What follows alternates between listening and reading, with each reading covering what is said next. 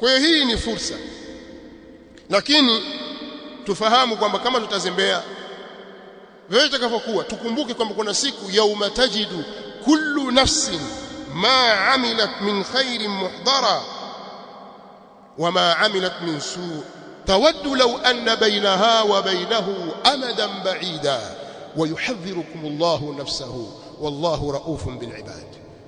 Iko siku hiyo, siku ambayo nafsi itakwenda kuyakuta yale yote ambayo imetenda katika kheri na katika uovu, kheri au shari, wema au uovu. Yauma tajidu kullu nafsin ma amilat min khairin muhdara wama amilat min su'.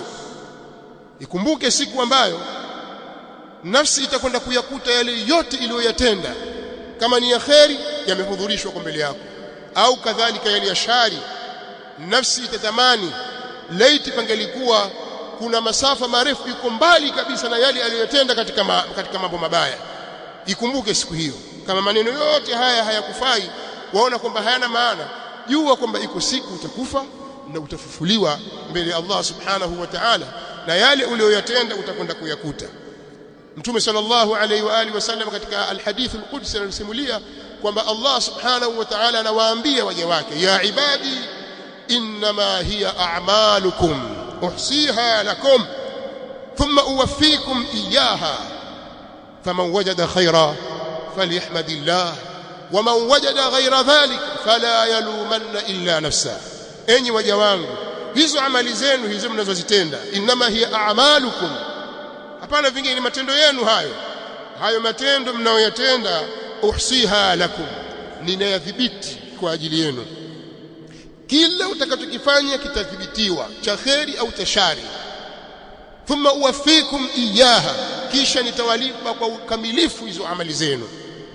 Faman wajada khaira falyahmadillah, yule ambaye atakwenda kukuta kheri basi muhimidi Allah. Waman wajada ghaira dhalika, na yule atakayekuta kinyume cha hivyo, fala yalumanna illa nafsa, asimlaumu mtu yote isipokuwa nafsi yake. Usitarajie kwamba unapofanya jambo baya basi utakwenda kulikuta lile baya limekuwa zuri. Usitarajie hivyo. Usitarajie kwamba wewe umezembea hukufanya kitu alafu ukakuta kitu. Usitarajie hivyo. Ukifanya jambo baya utakuta baya, na ukifanya jema utalikuta jema. Faman ya'mal mithqala dharratin khayran yara, habari kwa namna hiyo.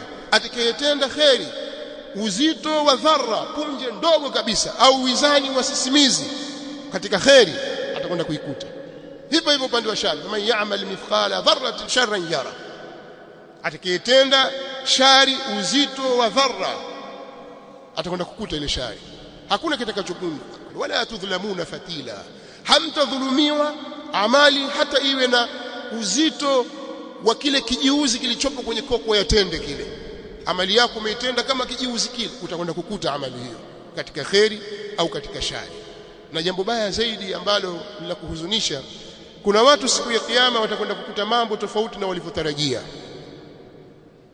Kumbe jambo mimi lile, kumbe mambo yako hivi, mimi sikujua. Badalahum sayyiati ma amilu, mambo mabaya yatakwenda, mimi sikujua hili, alafu sasa hakuna kurudi.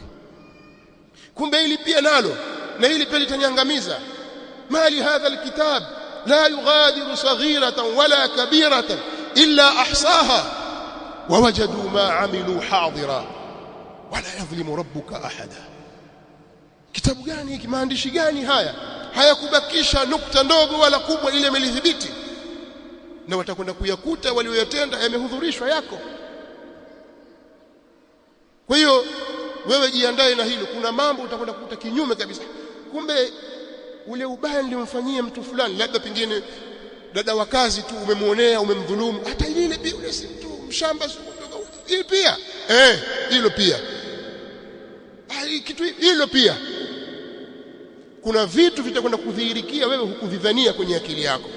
Kwa hiyo utakiwa uwe ni mtu wa hesabu na wa kukokotoa mahesabu yako vizuri sana juu ya matendo unayofanya kila siku, juu ya matendo unayofanya kila wiki, juu ya matendo unayofanya kila mwezi, juu ya matendo unayofanya kila mwaka.